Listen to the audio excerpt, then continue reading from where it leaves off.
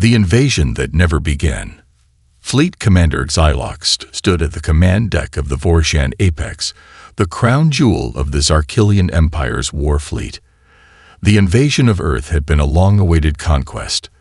Their intelligence reports had classified humans as a primitive, fragmented species, highly emotional, reckless, and hopelessly reliant on outdated technology. This was supposed to be a quick and decisive operation. Xylox's 6 crimson eyes scanned the holographic display in front of him. Below, the blue and green world rotated lazily in the void, completely unaware of the impending doom that hovered in its orbit. Earth had no planetary defense grid, no visible energy shields, no weaponized satellites. It was practically undefended, a prize just waiting to be taken.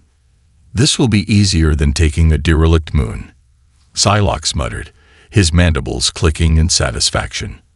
But something was wrong. As the Vorshan Apex and the rest of the invasion fleet attempted to establish an orbital formation, the ship's sensors began blaring with warnings. Xylox's display flickered erratically, showing an unexpected obstruction field surrounding the planet. "Commander," barked Chief Engineer Tivak, his voice uneasy.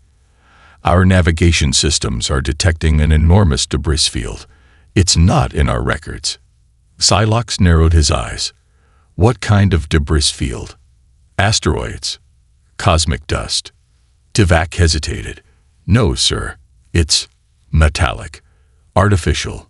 The entire planet is surrounded by defunct satellites, broken spacecraft, abandoned space stations, and thousands, no, millions, of smaller fragments."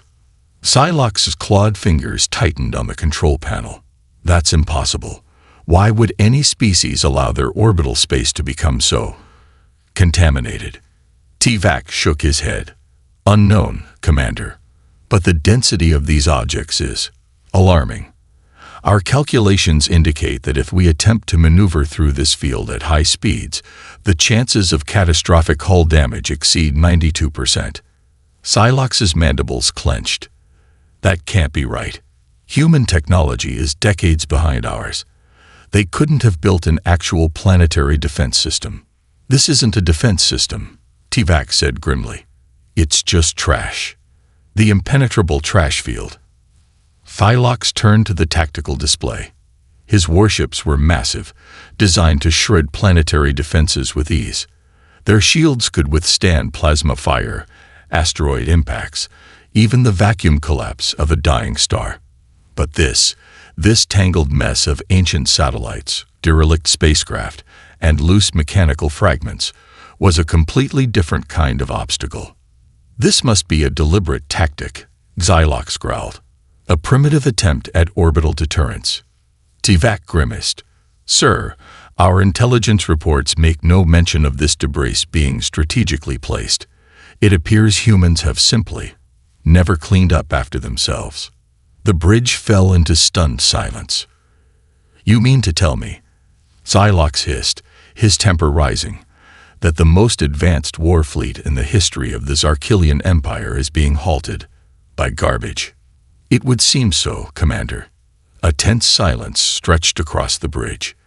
The Zarkilian Empire had conquered countless worlds across the cosmos, obliterated formidable planetary defenses, and outmaneuvered intelligent resistance movements. But never in recorded history had they been stopped before their invasion even began, by sheer interplanetary neglect. Xylox growled, his patience wearing thin. "Deploy the disposal drones. Clear us a path." Hundreds of sleek, automated drones emerged from the belly of the warship, designed to vaporize obstacles with precision plasma beams. They zipped toward the swirling mass of Earth's forgotten relics, a vast graveyard of technological history. At first, it seemed to work.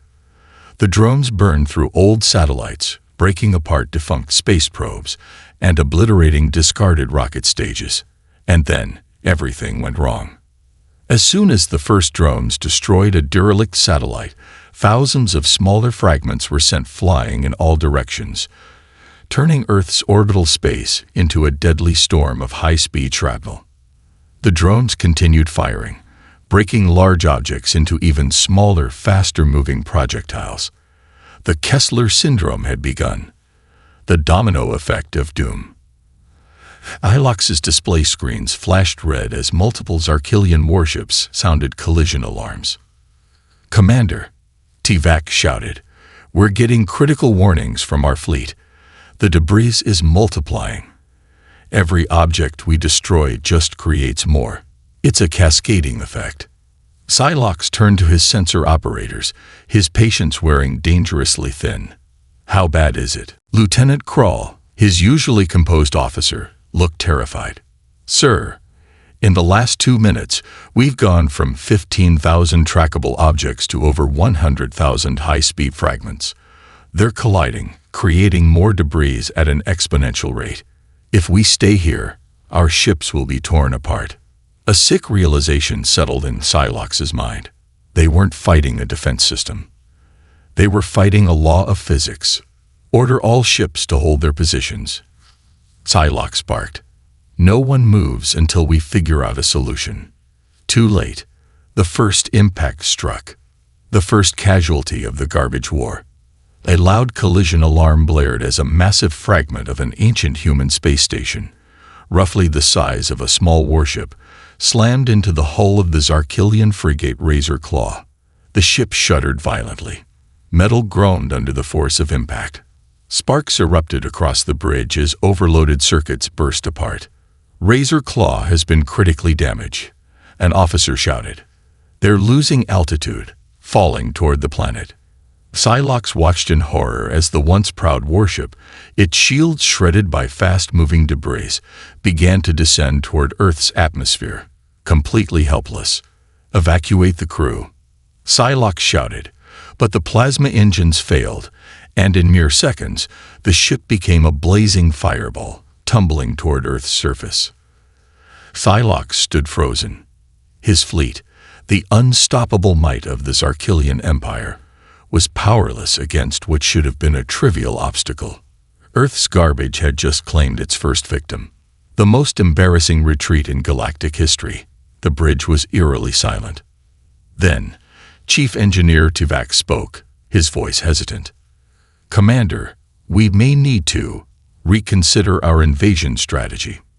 Psylocke turned toward his officers, the best tactical minds in the Empire, reduced to baffled silence. No one had ever planned for an invasion to be halted by historical trash. A new sensor alert flickered. Another warship had been hit. A 1970s Voyager probe fragment had pierced its hull like a bullet. Psylocke finally let out a long, defeated sigh. "All ships, pull back to a safe distance. We need to reevaluate our approach."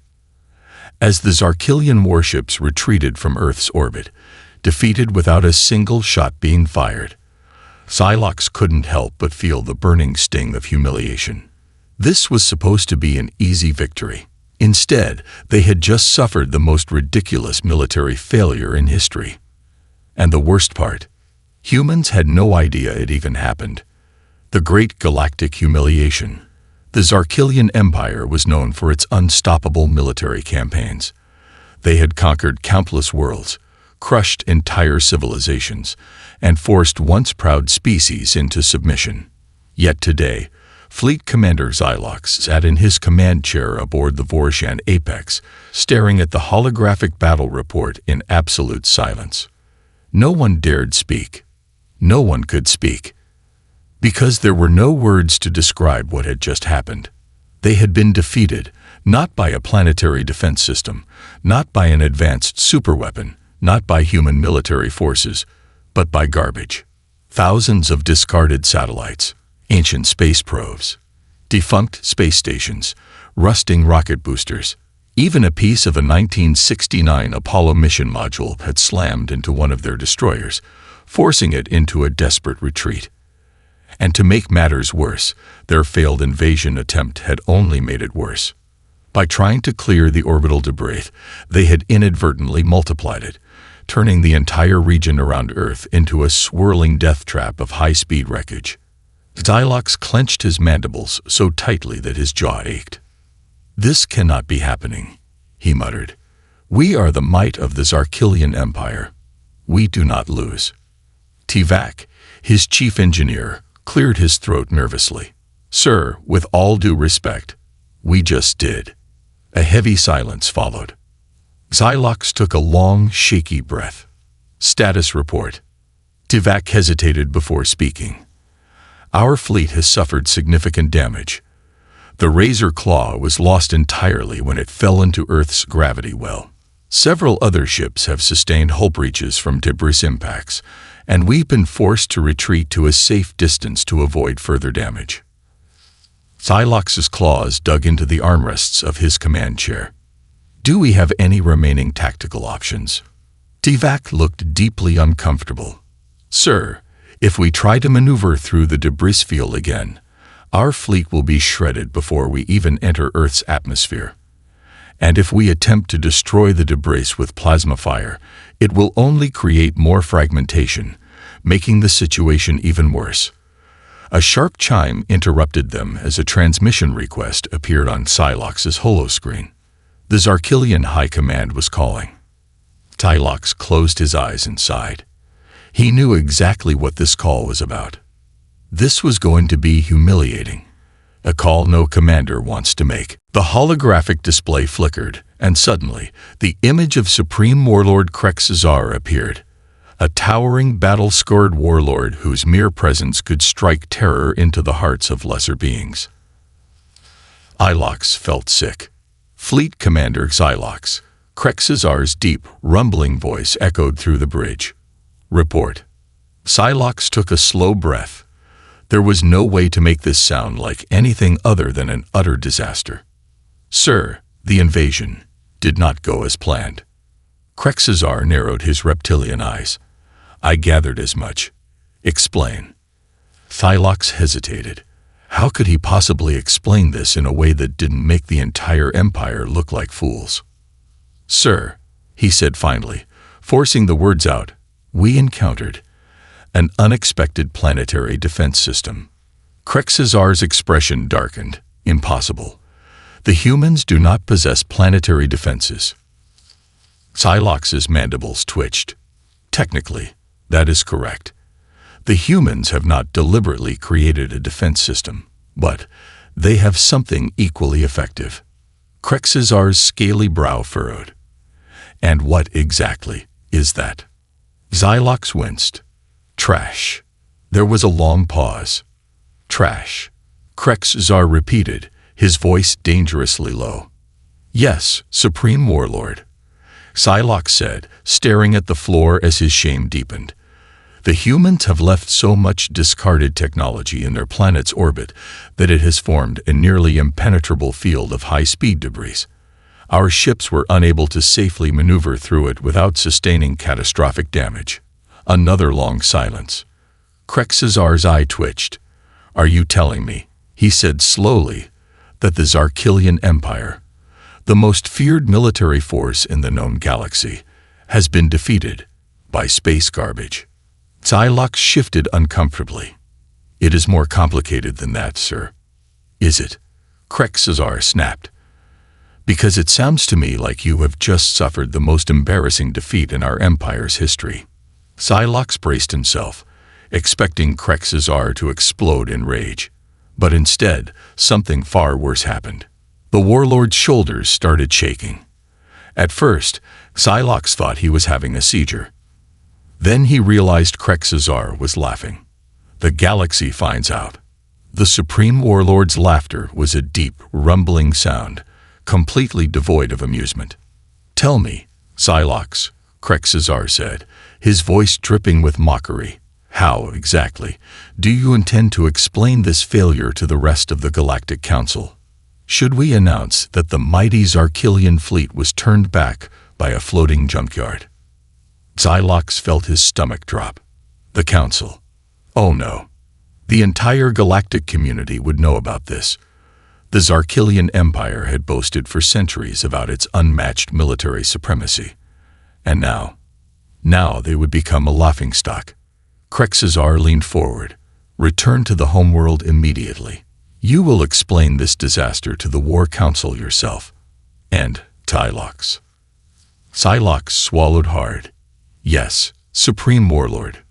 Krexazar's slitted eyes gleamed. Pray that they find your excuses more entertaining than I do. The transmission cut off. A heavy silence fell over the bridge. Psylocke slumped into his chair, completely defeated. T-Vac, ever the optimist, cleared his throat. Sir, on the bright side, at least the humans still don't know we were here. Psylocke let out a deep, miserable groan. That somehow makes it worse. Meanwhile, on Earth, thousands of kilometers below, inside a small, unassuming office at NASA's Orbital Monitoring Station, Junior Analyst Jake Carter was staring at his computer screen with a frown. Boss, he called out, I just picked up some weird readings from our orbital debris tracking system. His supervisor, a grizzled veteran of satellite monitoring, walked over with a cup of coffee. Define weird, the supervisor said, taking a sip. Jake gestured at his screen. It looked like there was some strange activity in our orbit a few hours ago. High-energy signatures, some odd ship-like formations, but they disappeared before I could get a proper fix. The supervisor yawned. Probably just more space junk colliding. Happens all the time. Jake hesitated. Yeah, but some of the signals looked artificial, like actual ship movements. The supervisor shrugged. Son, I've been tracking space junk for 20 years. If aliens ever tried to invade Earth, they'd have to get through our garbage first. He chuckled at his own joke and walked away. Jake sighed, marking the readings as inconclusive and moving on to his next task. Completely unaware that he had just logged the failed invasion attempt of the most feared war fleet in the galaxy. The galactic mockery begins. Fleet Commander Psylocke had never experienced true humiliation until now. The return to the Zarkilian homeworld had been agonizing. The moment the Vorshan Apex entered orbit, the War Council had summoned him for an immediate inquiry. Every high-ranking officer in the Empire had gathered, eager to witness what was already being whispered as the greatest military embarrassment in galactic history. And, as expected, it did not take long for the mockery to begin. A trial of shame. The massive council chamber was eerily silent as Psylocke stood before the High Command. His mandibles tightened as he prepared to explain what had happened. But before he could speak, a booming voice cut through the silence. Let me get this straight, Fleet Commander, began General Krezzer, his voice thick with mock amusement. Your fleet, our unstoppable, technologically superior fleet, was not only unable to invade Earth, but was actually forced into retreat by space garbage. Psylocke clenched his claws. With all due respect, General, it was not just garbage. The density of the debris field, coupled with the unpredictable fragmentation effects, created an impassable barrier that rendered further maneuvering highly dangerous. So, Krezzer leaned forward, resting his heavy claws on the stone table. What you're saying is that the humans have accidentally created one of the most effective planetary defense systems in the galaxy. A system so powerful that our empire, the same empire that conquered Astraxis Prime and the Mulkor Nebula strongholds, was completely helpless against it. Psylocke bristled. It was an unforeseen complication. Sir, Krezzer's mandibles clicked together. An unforeseen complication that cost us 2 warships, tens of thousands of munitions, and the Empire's reputation. Psylocke hesitated. Yes. The council chamber erupted in laughter.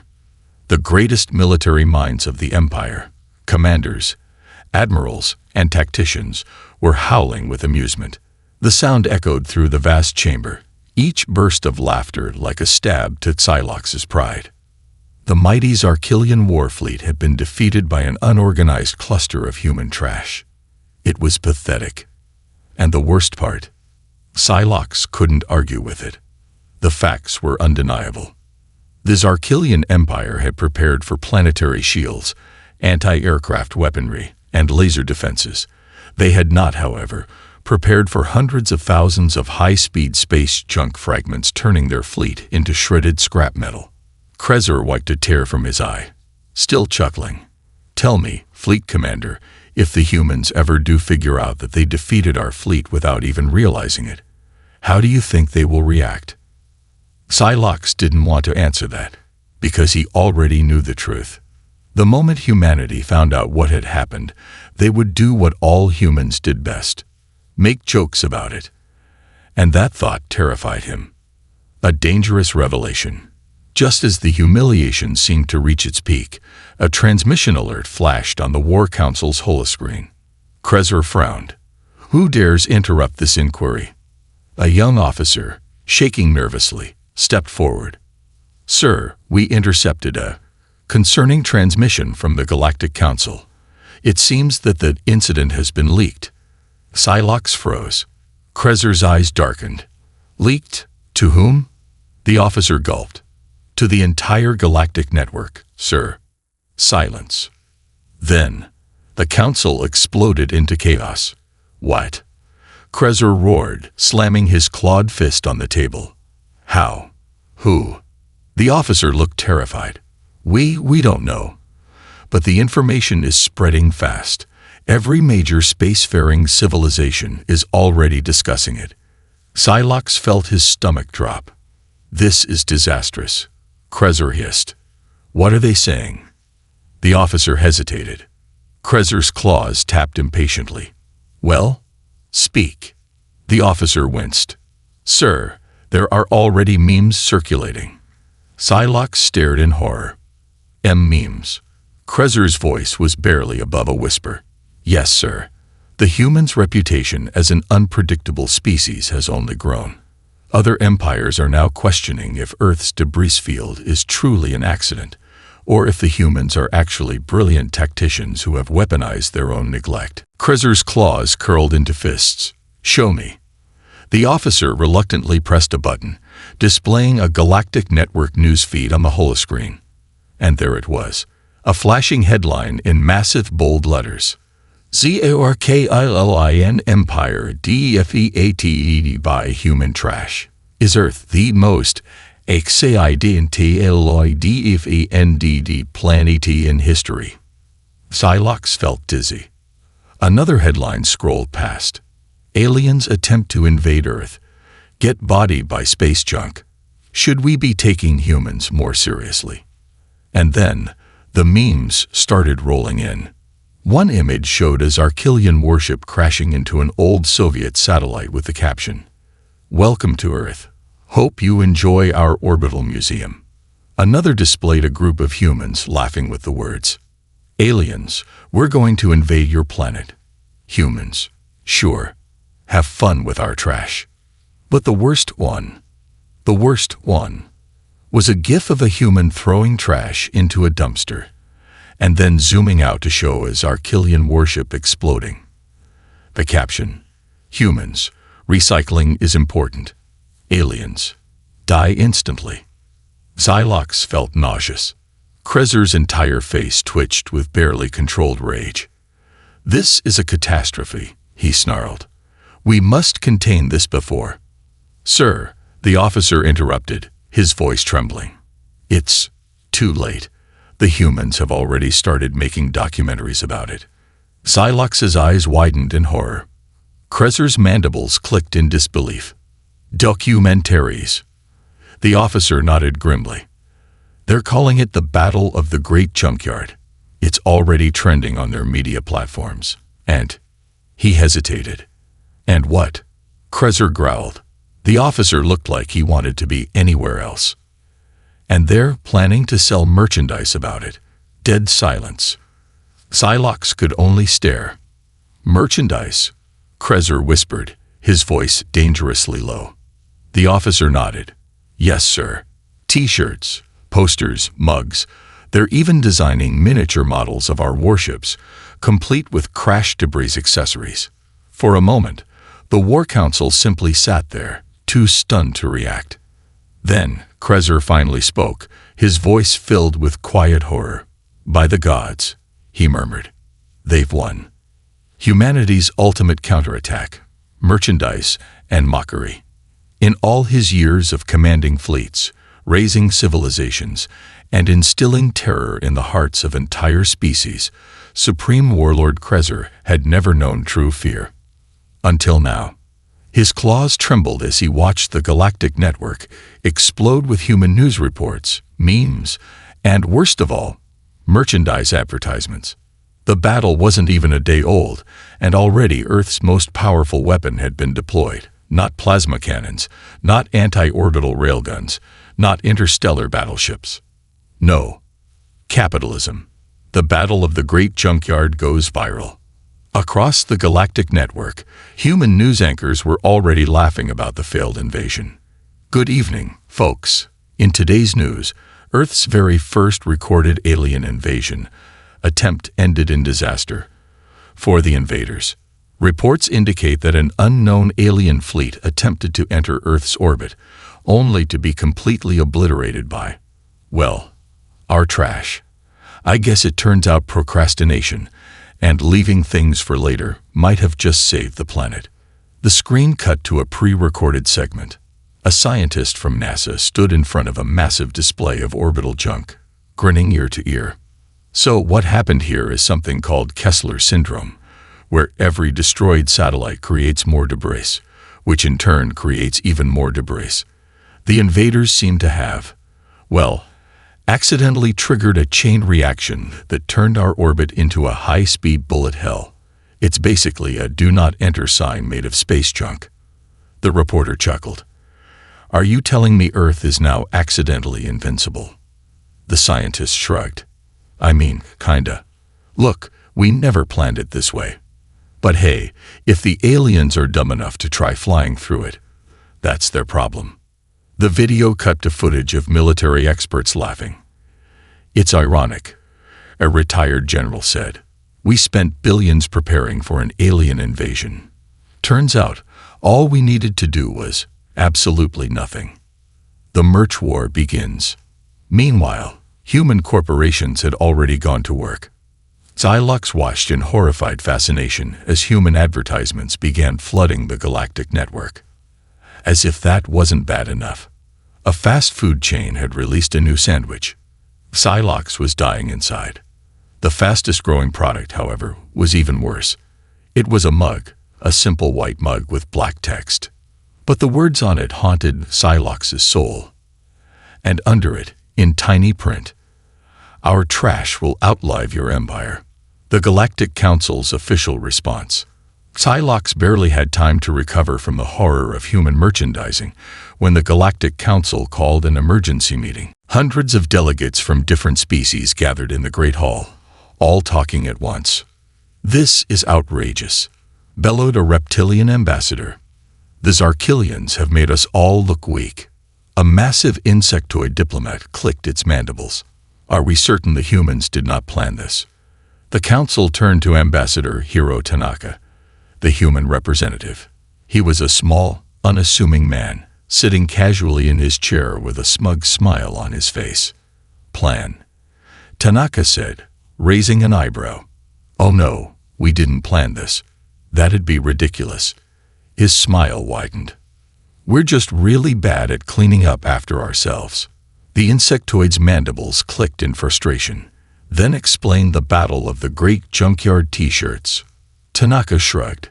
"Hey, we're just capitalizing on the moment. Free market, baby." The council chamber erupted into chaos.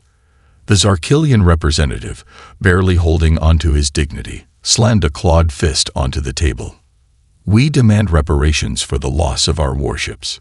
Tanaka's eyes twinkled with mischief. "You mean reparations for flying into our junk and losing?" "Ah, yes." Tanaka casually sipped his coffee mug. The same infamous mug now being sold across Earth. "Yeah, no," he said. "That sounds like a you problem." The council exploded again. The final humiliation. Back on the Zarkilian homeworld, Supreme Warlord Krezer was seething. He had never felt such burning humiliation. The Galactic Council refused to acknowledge the invasion as an official conflict, since, technically, no actual battle had taken place. Earth remained untouched, unconquered, undefeated. Even worse, Reports indicated that tourists from other species were now flocking to Earth to witness the accidental galactic defense system in person. Earth had turned the failed invasion into a tourist attraction. Thylox stood before the Supreme Warlord, awaiting his punishment. But Krezer didn't speak. He simply turned to his massive holoscreen where a live broadcast from Earth was playing. A massive billboard had been erected outside Earth's spaceports. Its message, "Welcome to Earth. Please don't feed the invaders." Thylox watched as Krezer's eye twitched. For the first time in his entire life, Supreme Warlord Krezer, the most feared leader in the Zarkilian Empire, looked defeated. Finally, after a long silence, he muttered, "We are never going near that planet again." Thylox slowly nodded. "Agreed, sir." Meanwhile, on Earth, at NASA's Orbital Tracking Center, Jake Carter was once again staring at strange readings. "Boss," he called out, "weird activity near our debris field again. Almost looks like another fleet is approaching." His supervisor walked over, took one glance at the readings, and sipped his coffee. Let them try." Jake frowned. "You're not even a little worried." His supervisor smirked. "Kid, do you have any idea how much space junk we've added since last time?" Jake blinked. "Oh." The supervisor leaned back, watching the readings. "If those aliens are dumb enough to try again, well." He took another sip. "Let's just say we'll have plenty of new t-shirt designs by next week." Jake sighed. "Humans are terrifying." "Yup," the supervisor said. "Now get back to work. We gotta make sure that trash keeps floating." And so, Earth's greatest accidental defense system continued to grow, one discarded satellite at a time.